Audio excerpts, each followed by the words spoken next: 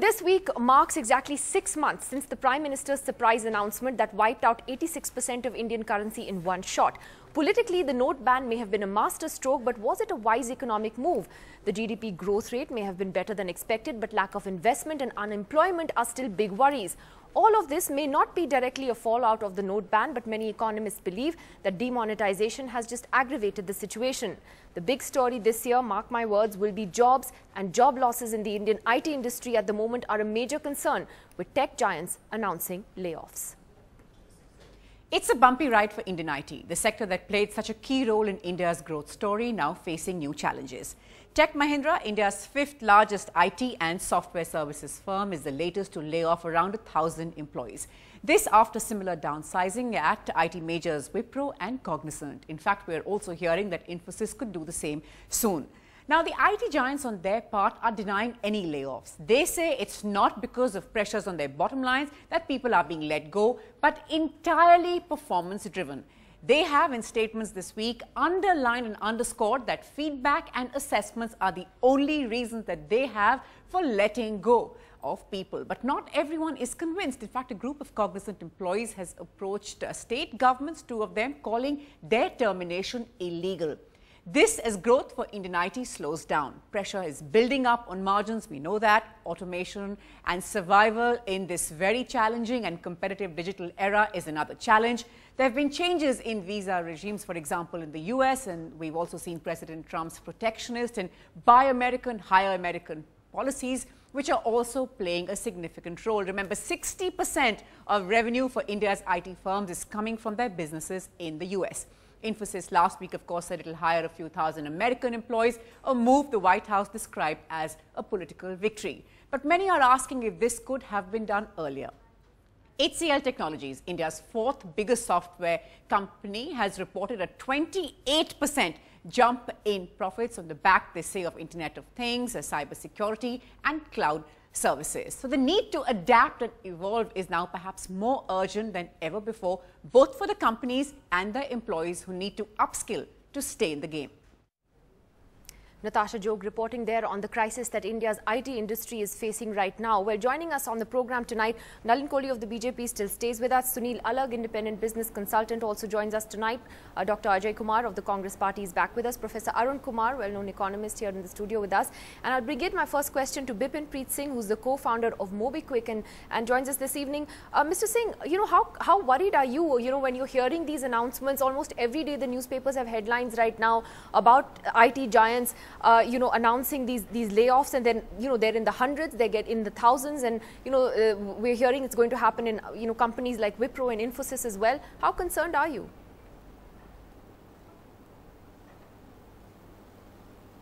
Well, I think, definitely it's a matter of concern, because IT services companies have given India large companies with large market cap, including Infosys, TCS, Wipro, etc.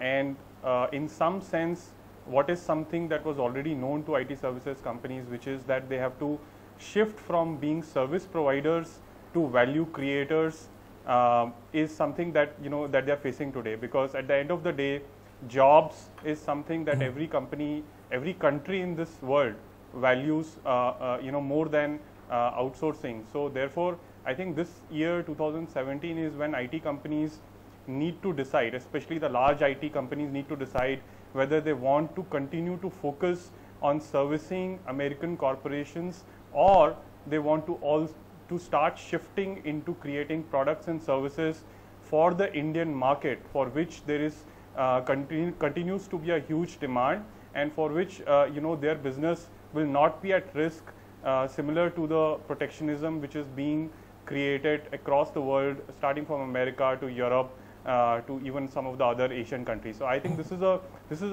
clearly a year of reckoning for them, and also these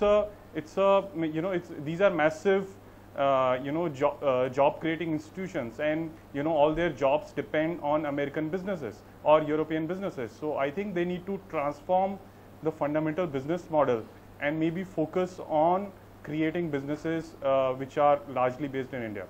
That's a very important point. And Sunil Alag, I think the concern is that you're hearing all this bad news in the Indian IT industry at a time when, the government has admitted that the unemployment rate has actually gone up since 2011 when it was at 3.8%. It's now 5%. This was announced in the budget, by the government. Do you agree, Sunil, that the big concern right now, whether demonetization is a factor or not, is going to be jobs, jobs and more jobs? That's really going to be the story, and that the Prime Minister's real focus now as he heads into the middle of his term will have to be employment generation.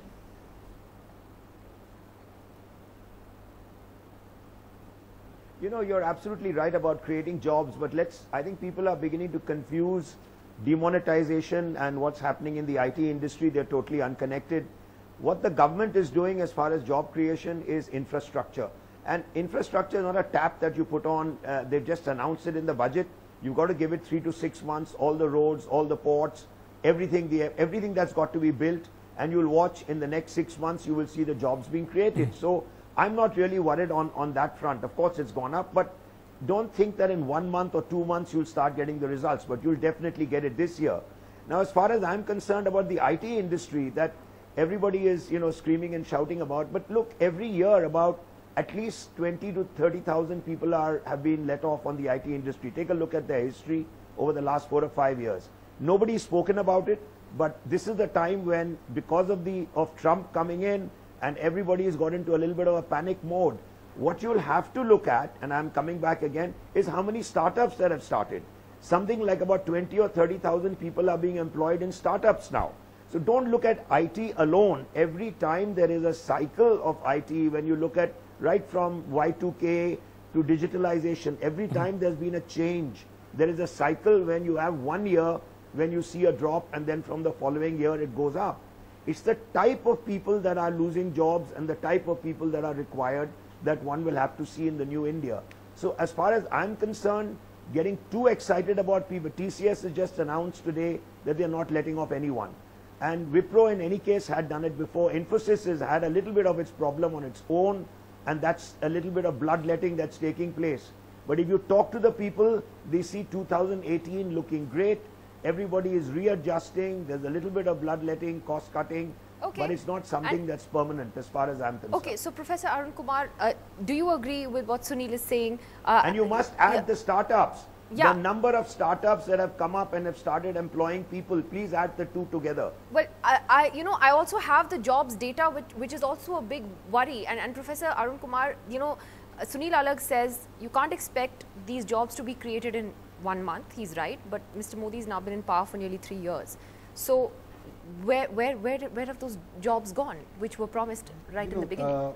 The problem is that technology is a big disruptor, as we all know. Exactly, okay? And that's what's happening to IT as well. And as technology is changing, many jobs are lost, a few jobs are created. So roughly 12 million children come into the job market every year, but we've been creating only about 100,000 jobs. So the rest of the people have to go into the unorganized sector. We're not really creating 12 million jobs, which is what the big picture is. And for that, we have to have a balanced program in which we create jobs at every level. We have to create jobs at the small scale sector level, because that's where you can use lower level of technology. If you go only for IT sector, you go only for big projects, etc. Like for instance, earlier you could see on a road project, thousands of people working. Today you have large machines working, only 10 people are working there. So therefore, even in the infrastructure sector, you're not creating the kind of jobs that you could create 20, 25 years back. So this problem of jobless growth is there not only in India, but it's also there in the rest of the world. And why is it that Brexit came, or why is it that Mr. Trump came, is because they find that in those countries also the blue collar jobs are going away. For instance, these automatic cars that are coming in are big disruptors. Taxi drivers, jobs of truck drivers, they're going to go away in the next 10 years. So 6 months after demonetization, if you had to look at all of this that's happening on one end, along with the economic impact of the note ban, where do we stand, according to you? According to me, the economy is in trouble because the informal sector has been hit very badly. That doesn't get covered in the data. The data comes only from the organized sector, and the method of calculating the unorganized sector is that if the organized sector is growing, then the unorganized sector must also be growing. But we know that post November 8, while the organized sector possibly continued to grow, the unorganized sector is what declined, in some sectors even by 40 to 50%. So therefore, the break in the methodology of calculating of the rate of growth, that should have been brought into account in the, thing. So Nalin, let me ask you this. Kaushik Basu's piece has been trending all day. You must have seen it in the Indian Express today. He, as the former chief economic advisor, said today, according to him, the verdict is clear, and I'm quoting him here: demonetization was a monetary policy blunder. It achieved next to nothing and has inflicted a large cost on the poor and the informal sector, as Professor Arun Kumar is saying. I have 3-4 points to make. The first is I'm still not being able to see the link of demonetization with the IT sector. I'm not. I didn't say. I didn't say there's a link. Because the program started with demonetization. That's why.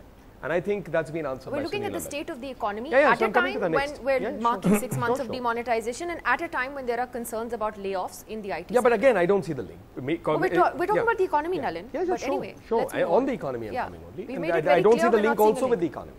The second part of it is also globally. In all of it, which has again come up in the answer, both by Mr. Kumar as well as Sunil, that we need to see what's happening globally. Now let's come to the third. Your data, is, I was watching the RBI saying this has increased, this has increased, this has increased.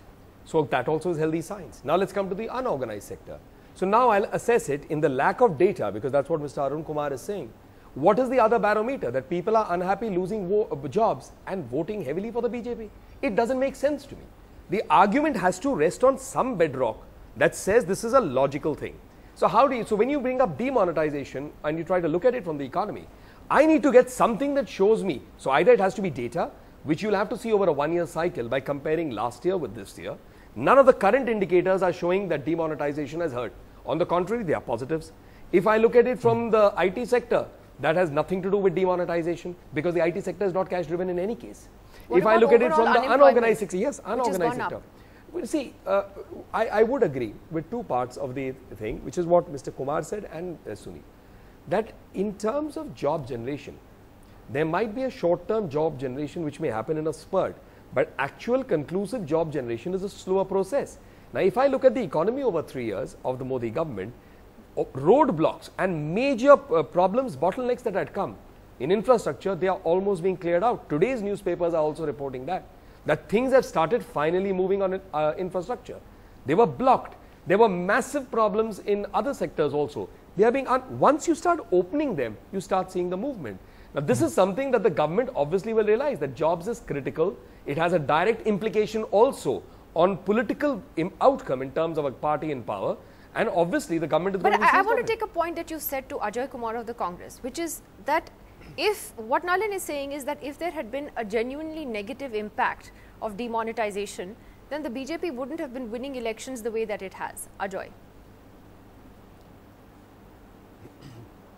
Look, Nidhi, there are some 4-5 points. One is Robert Mugabe continuously won elections in Zimbabwe, and the economy went into shambles. So you might win elections, and it may be good for the BJP, but bad for the country. So those are specious arguments. You win elections, you create hate and win elections and say that the country loves you.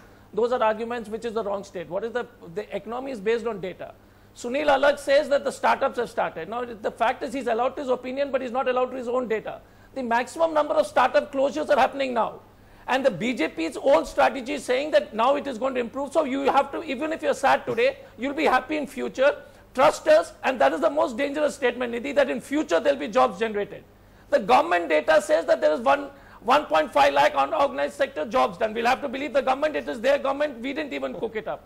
So the issue is the economy in doldrums? It is in doldrums. Is the unorganized sector bleeding? Yes. Is the BJP winning? They are winning. But the question again is, I gave an example of Mugabe. You can win elections because of so many other reasons. And this government is taking every election victory to say that because our policies are right. I am only saying that the data shows that the IT sector job, Sunil said IT sector job, it used to be a cycle in the IT sector, 20,000 people leave.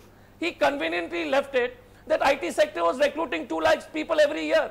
So why do we have such specious discussions? The fact is that the IT sectors were recruiting 2 lakh people a year, engineers, they stopped recruiting. So it is not a good sign for the IT sector. Is 1 lakh loss of unorganized sector in the government data, it's not a good sign. The fact is that the infrastructure projects will probably create jobs, we don't know. And there are 36 months in this government. Why didn't they take off? Why wasn't the jobs created? Because there was bottlenecks earlier. It is high time, Nidhi, that they recognize it. And on demonetization, just 4 points. Terror didn't stop.